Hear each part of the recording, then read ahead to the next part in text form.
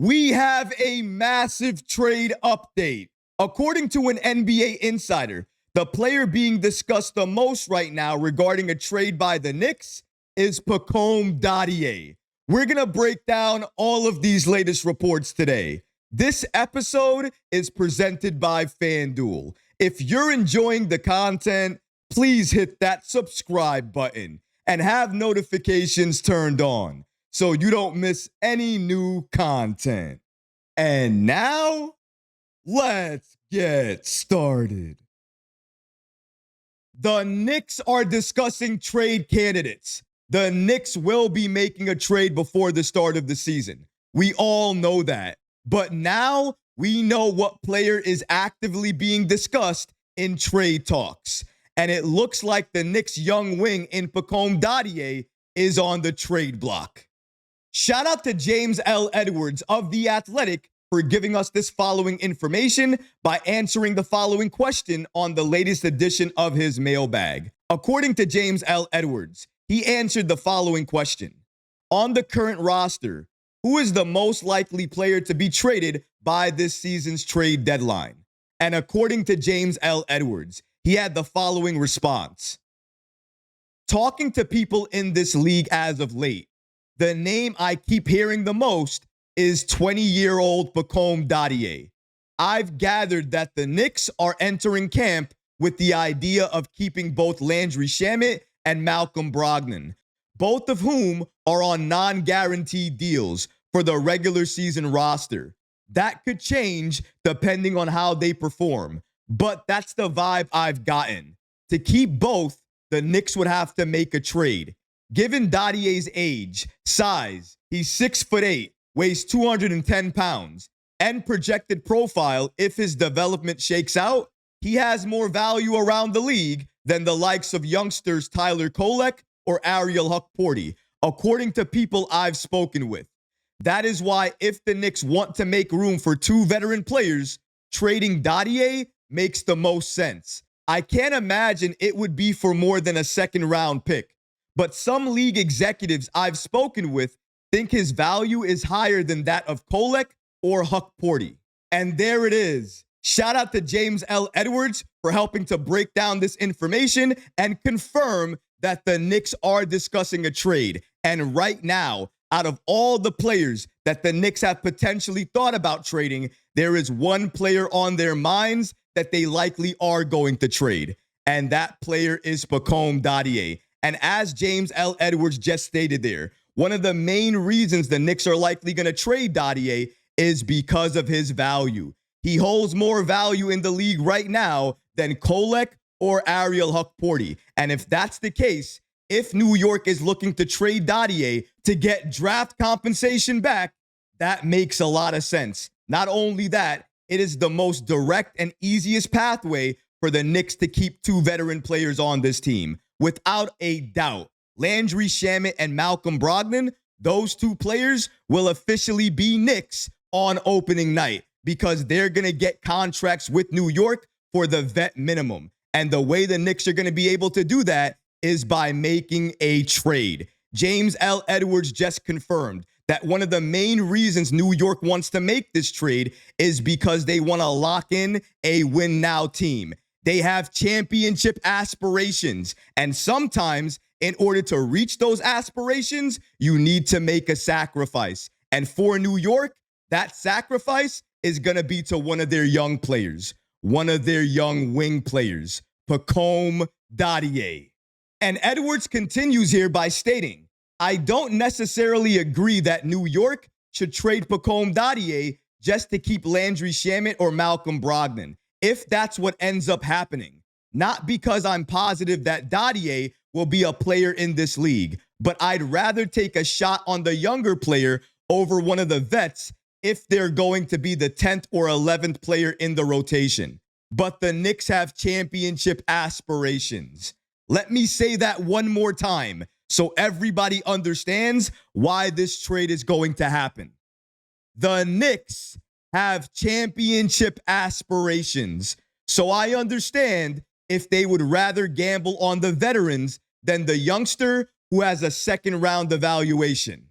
I agree with Edwards 100% here. If you're asking me, I am only keeping one of Landry Shamet and Malcolm Brogdon. And for me, I'm leaning more toward Malcolm Brogdon because we need a backup point guard for Jalen Brunson. And now that we have one, I'm not letting that go at all. But clearly, New York, because they're focused on championship aspirations, winning now, looking at a wide open Eastern Conference and thinking to themselves, hey, I need more veteran players than I need more young players. And if that's the case, somebody needs to go. A trade needs to be made. And the three names we continue to hear each and every single day is Pacome Dadiet, Tyler Kolek, and Miles McBride. But when you look at all three names, you start to understand why Pacome Dadiet makes the most sense. Again, he is the easiest pathway for the Knicks to take to keep two veteran players on this team while also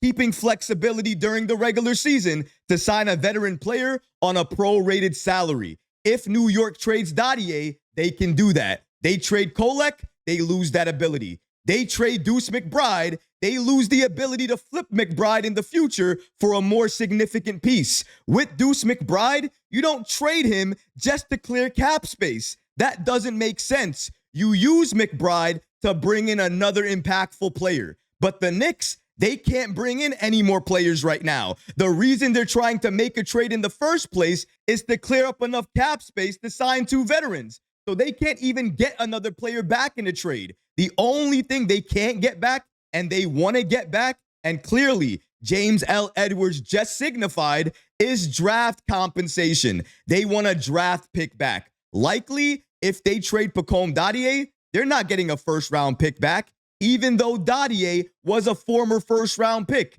That's because his evaluation, what everybody sees him as, given what he's done in the NBA so far, is a second-round pick. Maybe he went in the first round, but it doesn't mean people around the league see him as a first-round pick. And value means everything. If your value is not a number one pick or a first-round pick, then you're not going to get that. You're going to get what your value is. So for New York, if they trade Pacome Dadiet, they're likely getting only one second-round pick. They would be lucky if they got multiple second-round picks. But for New York, honestly, that's all they want right now. They want to get rid of a player, get more cap space, and sign two veterans. And at this point, if you look at the roster, you might be able to understand why they feel comfortable with letting go of Dadiet.